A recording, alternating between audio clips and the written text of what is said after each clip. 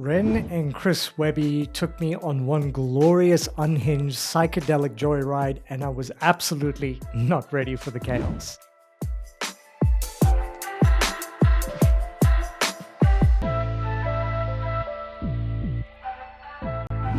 And a massive thank you for the immense generosity for those folks displayed on screen who get to enjoy bonus perks and benefits as YouTube channel members and patrons.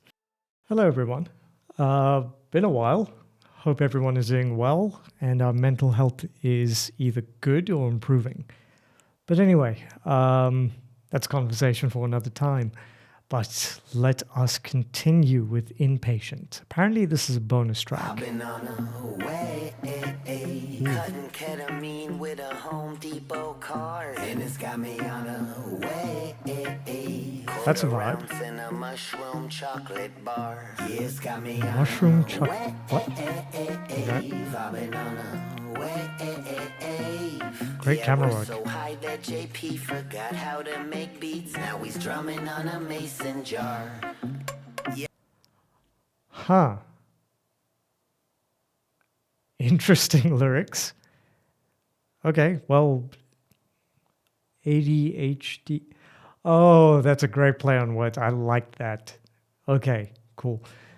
Anyway, some of the lyrics from that intro, let's have a deeper dive into it. So that opening immediately feels like being hurled onto a runway carnival ride because Chris Webby's delivery is loose, it's mischievous, and deliberately unhinged. And there's a repetition of a line, "I've been on a wave." So that creates a hypnotic, almost psychedelic propulsion. And what fascinates me in this song is how the lyrics just weaponize absurdity. Ketamine bought with a Home Depot card, mushroom chocolate, whatever the hell that is. And a producer apparently so intoxicated that he forgets how to make beats and begins drumming on a mason jar. So it is ridiculous on the surface, certainly, but there is something wonderfully cinematic about it too, because each image arrives like a rapid-fire cut in a fever dream, and it's escalating the surrealism while establishing the song's anarchic sense of humor. So rather than Chris Webby easing us into Mason Jar, he just throws open the doors and invites us directly into the chaos. Okay, continuing onward. JP forgot how to make beats. Now he's drumming on a JP mason on the jar. track. Yeah, I line up that kitty cat pretty fat, then I'm sniffing that lighter ciggy, some sticky, then sip some whiskey to piggyback the effects as they get to me. I perfected the recipe with some acid to microdose and some excellent ecstasy. Gone banjo Editing is kazooie. amazing. I got some 2C to boost me. I cop some kid up in Canada with them loonies and toonies. I'm in the room with some groupies and that Doggo. cocaine on the Why is plate that the I doggo smoking a microwave for joint? 28 seconds and gave him a taste. I cut a gator for later, break up and roll in the reefer, stoner demeanor, eating pizza, playing Ghost of Tsushima. That's a great game. The graphics so realistic, I feel like I'm in Japan. On ketamine like a horse, them Crystals are finer than sand. just when I thought I was zooted, JP been raising the bar. Went from Nice. playing guitar, now he's fucking banging on jars. He's taking so many bong rips, it blasted him higher. But honestly, this beat is actually fire. I've been Okay. Wow. Chris Webby is a seriously talented rapper, and his bars prove that quite definitively. So, speaking of which, there's a few things I picked up, and I want to dive into it with you. And this verse, the first verse, is where the song truly reveals its manic architecture. And listening to Chris Webby here, I'm struck by the sheer velocity of the imagery, because every line seems to be determined to outdo the previous one, and it's creating a delirious catalog of intoxication, excess, and absurdity. So the rhymes just keep tumbling forward with this almost breathless momentum. And when you look at it, kitty cat, pretty fat, ciggy, some sticky, slip some whiskey. And that dense internal rhyming that he gives us there, that is the verse in a kind of verbal intoxication of its own. It is not merely describing being high, the language itself begins to behave as though it is high. And it's ricocheting from one image to another with very little interest in restraint. And there is Also, a wonderfully strange collision between the mundane and surreal. Canadian coins, pizza, Banjo-Kazooie, Ghost of Tsushima. And then progressively more outrageous references to drugs that we heard earlier. And that juxtaposition is what gives the writing its comedic potency. One moment, we're dealing with something culturally recognizable, and the next, we are catapulted into something so preposterous that it becomes almost cartoonish. Another thing that I particularly enjoyed in the song is the way Webby uses pop culture references as like little flashes of cinematic color. The Ghost of Tsushima reference, for example, suddenly expands the imagery from a hazy room into the vast, beautifully rendered landscape of feudal Japan. And then he immediately undercuts that grandeur with another absurd escalation. It feels edited, almost like a fever dream, rapid cuts, no transition, each frame stranger than the last. And underneath all of this is the technical pleasure of his flow. The rhyme density, the consonants, and rhythmic precision make the verse feel deceptively effortless. He is packing an enormous number of syllables and references into each passage without allowing the cadence to collapse. Then we arrive at the wonderful running gag surrounding JP, the producer. And the image of someone just abandoning an actual guitar and instead banging on jars it's ridiculous, I grant you. But it also becomes the perfect bridge between the lyrical chaos and the production itself. The song almost seems to turn its own absurdity into percussion. And that final admission, but honestly, this beat is actually pretty fire. That lands beautifully because after all the madness, Webby suddenly acknowledges that beneath the comedy and chemical delirium, let's call it, there is a genuinely infectious piece of music. And that contrast is what makes the verse work so well for me in my ear. It is simultaneously ridiculous, technically sharp, and rhythmically accomplished, all the while strangely self-aware. Okay, let's keep it going. Interesting still to start on, but let's go. Blasting them higher, but honestly, this beat is actually fire.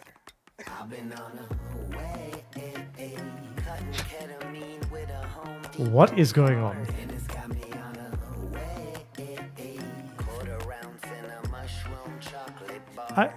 I don't want to be presumptuous, but is there AI in this?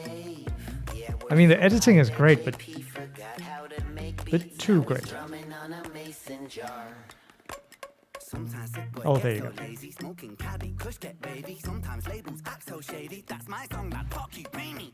Never bite the hand that gives, motherfucker. I know cartoons like the Milkman's mother. Bulletproof bars, bullets bounce back, sucker.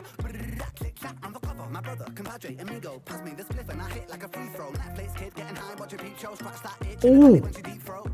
The sick boy so vulgar, too old, too mature. When I'm older, hold this spliff, let JP take over. I'm so cooked, I need to get sober. I never made a verse this high. The cadence. You need to lie down with the lights out, time out, put the pass out on the couch. I'm not fucking about, cause I'm tripping for Britain. The curtains are dripping, the music, skipping. Feel so sick, my stomach kick flipping. One more hit, my fucking. Oh, right. Oh. Yep. Yeah. Honestly. Yeah. Okay. And there we have the arrival of the goat, Ren. And the tonal shift is just so immediate. And it's not because the madness diminishes in any way, shape, or form, but because Ren injects it with that wonderfully anarchic intelligence that so often distinguishes his writing.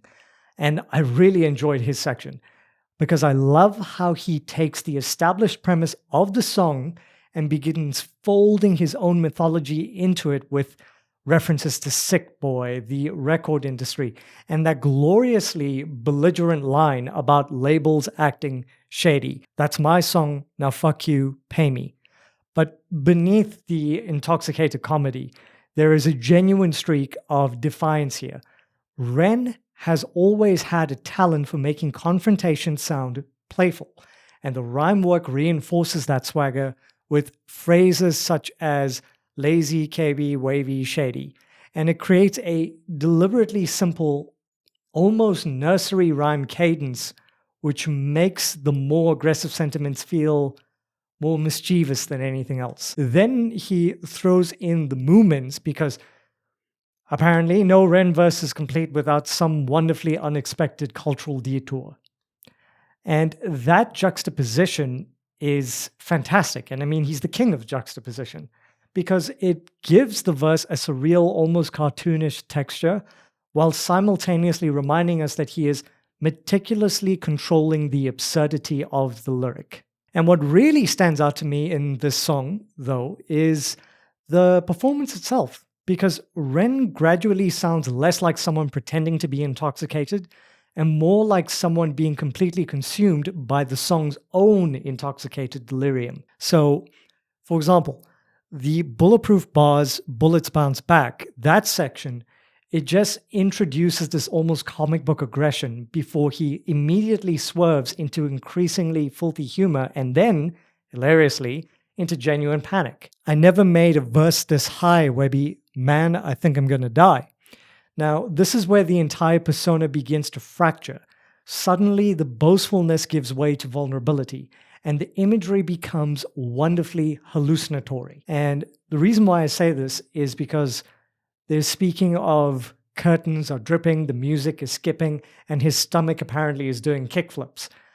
It is practically, from a lyrical standpoint, visual storytelling through sound. You can imagine the room bending around him, the furniture becoming unstable, the rhythm itself beginning to stutter. And yet the final line, one more hit, man, fuck it, we're living. Now that captures the entire spirit of Mason Jar for me. Recklessness elevated into comedy.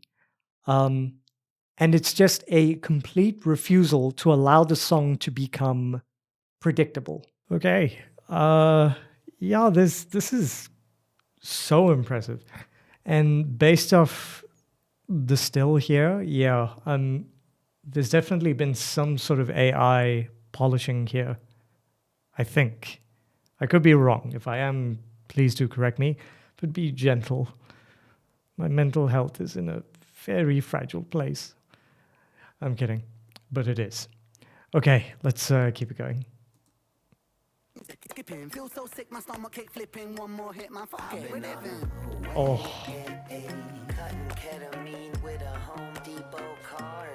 the Doctor Strange thing.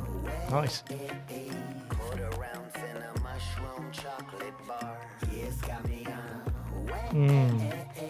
The song is such a vibe. Yeah, we're so high that JP forgot how to make beats. Now he's drumming on a mason jar. Yeah, that's definitely AI.